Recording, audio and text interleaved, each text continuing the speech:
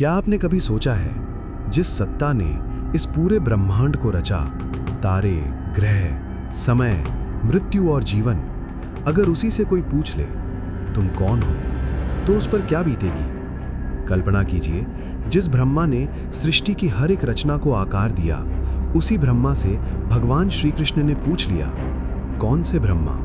और उसी एक प्रश्न ने सृष्टि के रचयिता का पूरा अहंकार तोड़ दिया।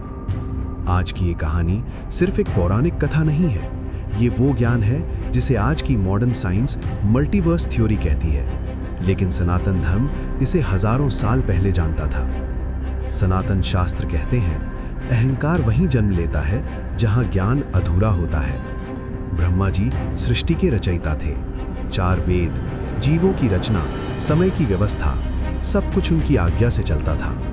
लेकिन एक समय ऐसा आया जब उनके मन में एक सूक्ष्म विचार जन्मा, मेरे समान कोई नहीं। ये कोई घमंड भरा वाक्य नहीं था, बस एक विचार था।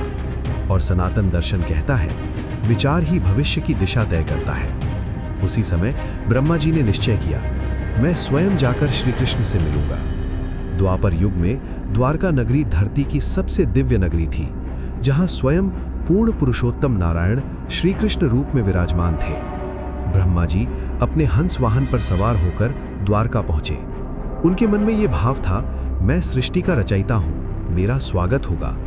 जैसे ही ब्रह्मा जी द्वारका के महल के द्वार पर पहुंचे, द्वारपाल ने उन्हें रोका। यह सामान्य बात थी, पर ब्रह्मा जी को यह बात चुभ गई।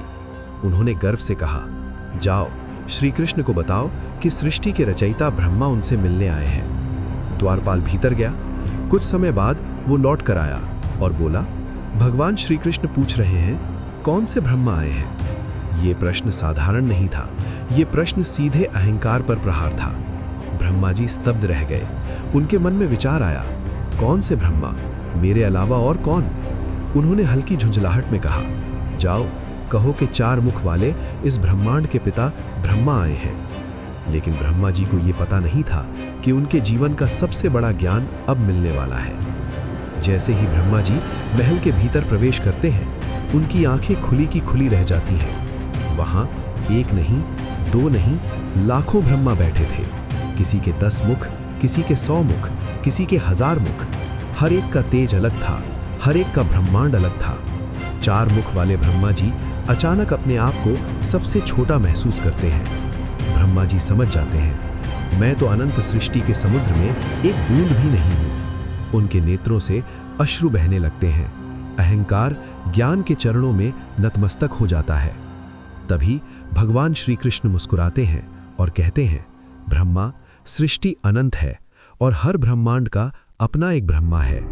फिर श्री कृष्ण वो रहस्य बताते हैं जो आज का विज्ञान हजारों साल बाद समझ रहा है। विष्णु के 3 रूप, मल्टीवर्स का असली विज्ञान। नंबर 1, महाविष्णु। महाविष्णु कारण सागर में अनंत निद्रा में शयन करते हैं। जब विश्वास छोड़ते हैं तो अरबों ब्रह्मांड उनके रोम छिद्रों से निकलते हैं। आज विज्ञान इसे बिग बैंग कहता है। नंबर 2, गर्भोदकशायी विष्णु।